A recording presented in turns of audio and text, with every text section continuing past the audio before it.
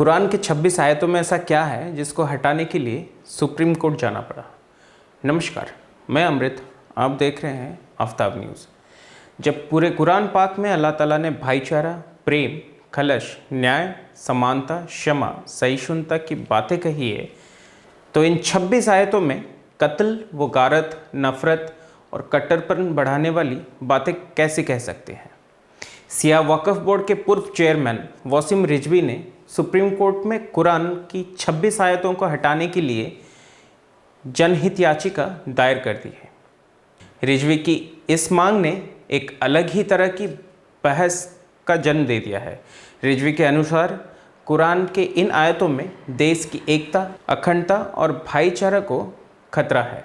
इस विषय पर जानने से पहले जान लेते हैं कि आखिर उन 26 आयतों में ऐसा क्या है जिसके कारण उन्हें वसीम रिजवी विवादित कह रहे हैं। जनहित याचिका के अनुसार ये आयतें नकारात्मक हैं और हिंसा व नफरत को बढ़ावा देती है।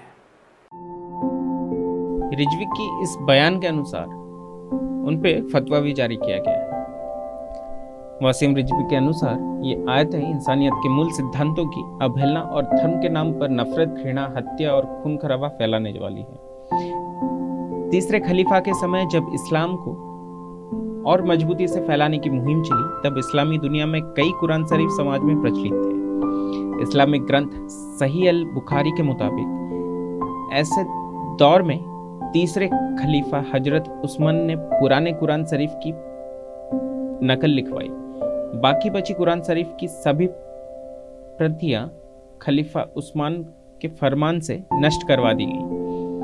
उस कुरान की प्रतियां ही आज तक पढ़ी, सुनी और समझी जा रही है। इसी पर सवाल उठाते हुए रिजवी ने कहा कि जब पूरे कुरान पाक में अल्लाह ताला ने भाईचारा, प्रेम, खुलूस, न्याय, समानता, क्षमा, सहिष्णुता की बातें कही हो, तो इन 26 आयतों में कत्ल, गारत, नफरत और कट्टरपन बढ़ाने वाली बातें कैसे कह सकते हैं। वसीम रिजवी के भी इन आयतों को हटाने की बात करने पर उनका सिर कलम करने वाले को 11 लाख के इनाम घोषित कर दिया गया है। रिजवी को इस्ताम से खारिज करने के लिए फतवा भी जारी कर दी गई है।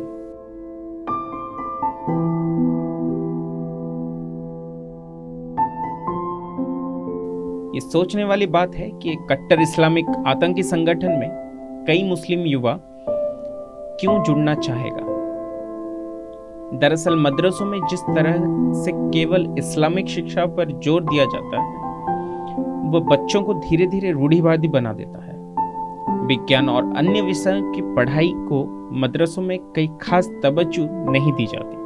वसीम रिजवी का कहना है कि इन्हीं आयतों का हवाला देकर मुस्लिम नौजवानों को ब्रेन वॉश किया जाता है। उनको जिहाद के नाम पर भड़काया, बहकाया और उकसाया जा रहा है। इन्हीं की वजह से देश में एकता, अखंडता पर खतरा है।